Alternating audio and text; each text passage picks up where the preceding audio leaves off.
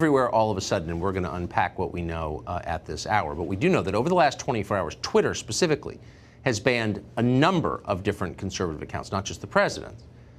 At the same time, the Chinese Communist Party, the Ayatollah of Iran, still have their accounts because they're not a threat to the ruling party here. Tonight, a competing social media service, Parler, which we told you about, is seeing massive and unprecedented surge in traffic. The site even experienced server outage because of new users tonight. Why? A couple of reasons. Mostly this. Parler is a free speech alternative to Twitter. They don't censor you. You can say what you want. The president is on Parler, and that has drawn a lot of people who realize they are being suppressed by Twitter. Parler's succeeding. What happens now? Of course, Silicon Valley is trying to kill it. Google has just removed Parler without any warning from its App Store. Apple and Amazon, which provide services that keep services like Parler online, have also threatened to shut Parler down. Amy Peikoff is the chief policy advisor at Parler, and she joins us tonight. Amy, thanks so much for coming on. This seemed to come out of nowhere. How big a threat to your company is this?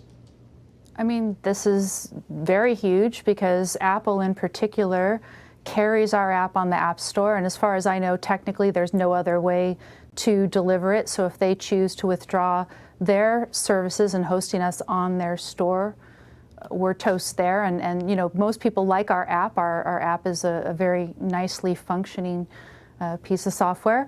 And then in terms of Amazon is also raising some problems, and I'm not sure how serious that is yet because I've yet to speak with them. I will later today.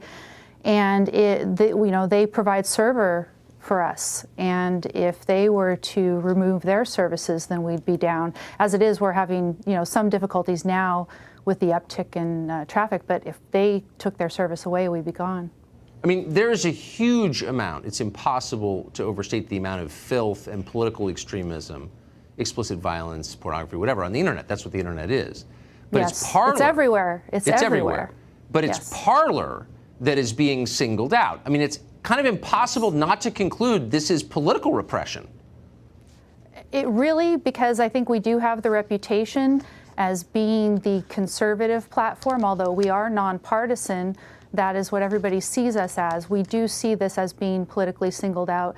The other thing is that we are competing with other platforms who have decided that they want to surveil the people on their platform 24/7 without any particularized suspicion.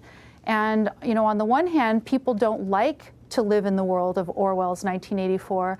And then on the other hand, a lot of people seem to want to pressure social media to do more to moderate, as they call it, content on their platforms. But that would require 24-hour surveillance. And we don't think that that is consistent with the principles of America. So just to be clear for our viewers who aren't familiar with your company and your app, sure. You're just trying to provide a place for people to say what they think. You're not trying to put Amazon out of business or dethrone Apple or force anybody else's carrier to drop their service. You just want to be left alone and do your thing. Am I mischaracterizing that? Yes. I mean, we would just like to provide a place where people can come and they can speak freely, that they're not going to be fact-checked, they're not going to be told what to think, what they can read, etc. And also, we do not data pillage. We don't data mine them. We don't turn them into commodities and try to monetize them. And so we would just like to provide that service. And of course, like everybody else, we were horrified by a lot of the incitement that was going on this week, and we are doing everything that we can within our principles to, deal appropriately with that content. And we work with law enforcement as well. But that content has been everywhere this week. This has been a very unusual week, and to be singled out, we think, is quite unfair. Well, I mean, it's political repression, period. Now, Definitely. Google, when we asked why they did this, and they sent a relatively long statement, we're just going to read a snippet of it to you on the air. We're aware of continued posting in the Parler app that seeks to incite ongoing violence in the U.S. It continues. In light of this ongoing and urgent public safety threat, we're suspending the app's listings from the Play Store until it addresses these issues. Okay, so they're accusing you of inciting violence. They are putting on us the responsibility for every piece of incitement that is posted there. And the nature of an open platform, a free and open town square, is that we do not take action on people until we are aware of a situation. Right. It's particularized suspicion. You do So not let me just ask you really surveil. quick. I mean, how much of the world's kiddie porn goes through Gmail?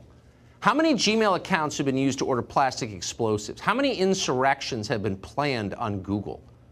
Like a lot. And so, Sure. right? I mean, this is a completely arbitrary standard applied to you because they don't like the politics of the people who use your site.